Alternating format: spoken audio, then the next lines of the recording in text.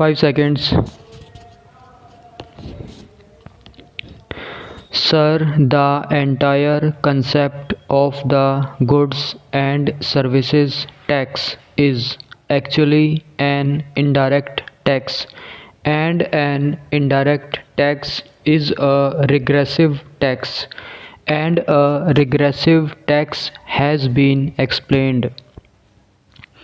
All of us know what a regressive tax is and how it burdens the poor much more, and it should not burden those people for whose welfare we are all supposed to work for. Now you consider this situation. In India today, the direct tax component revenue in our country today for our country's resources is 37%. 62% already comes from your indirect taxes. That is, the people are burdened by that amount.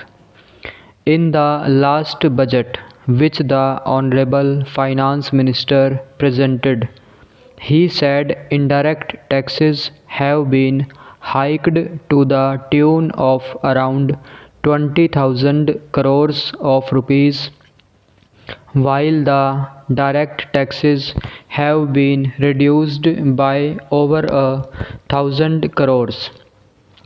What are you doing? Enriching the rich and impoverishing the poor. Now, in this sort of an atmosphere, compare our 37% of direct tax collections with the other emerging economies in South Asia. Look at Indonesia. They have a direct tax revenue component of 55%. Look at South Africa, part of your BRICS. They have a direct tax revenue component of 57%.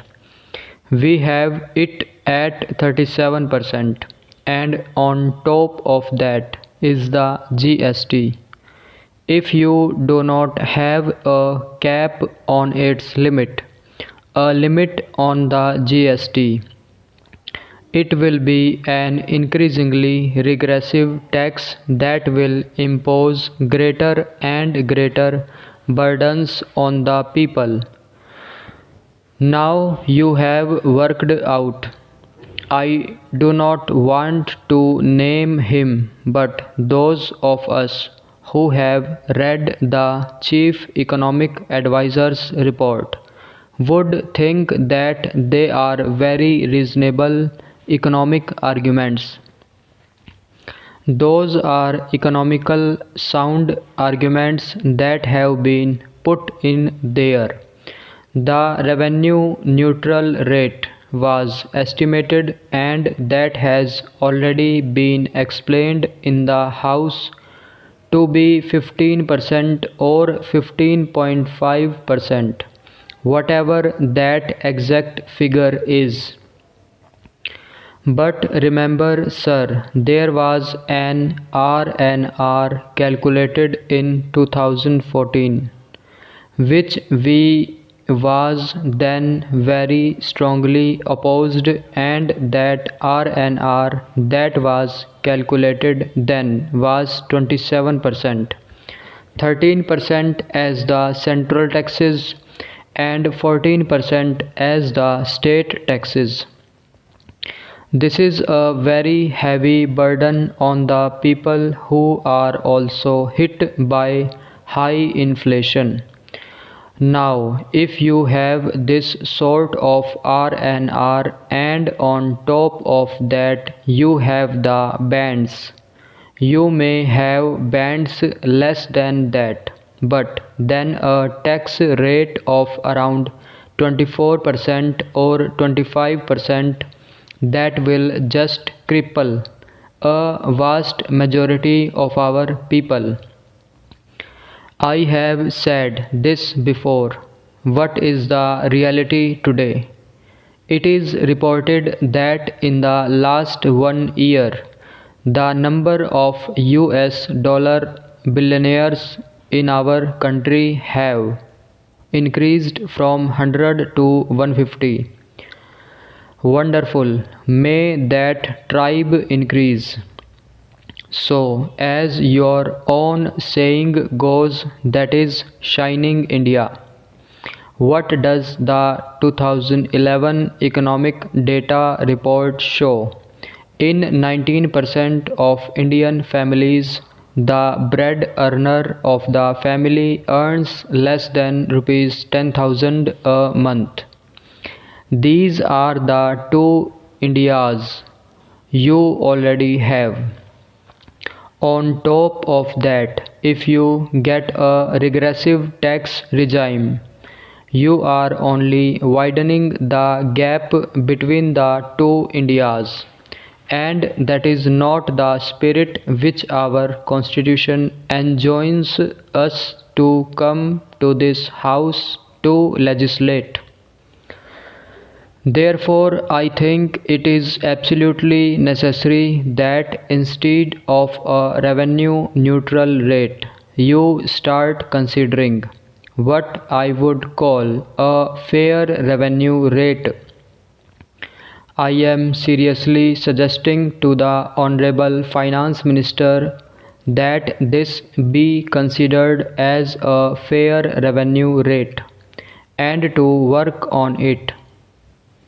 By the time you bring the GST bill, you can actually work on a fair revenue rate for the states concerned, and then you have a cap on it.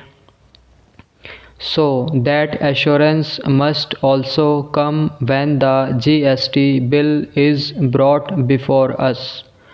How it will be brought, I will come to later. So, when it is brought before the House, that should be taken into account. The third major point that I have, sir, is concerning the concrete amendments. There are certain problems in the concrete amendments which the Honorable Finance Minister has moved. In the third amendment, for instance, of clause 9, he suggests three categories. He has given 1A, 1B and 1C. Sir, 1A says, the amount apportioned to a state under clause 1 shall not form part of the consolidated fund of India. Yes, because it has to be shared. So once it goes in there, then you and I will have to sit again to apportion it. It is correct. The second amendment is also by the same logic. Okay, the third amendment, namely 1C, says, where an amount collected as tax levied by a state under Article 246A has been used for payment of the tax levied under Clause 1. Stop.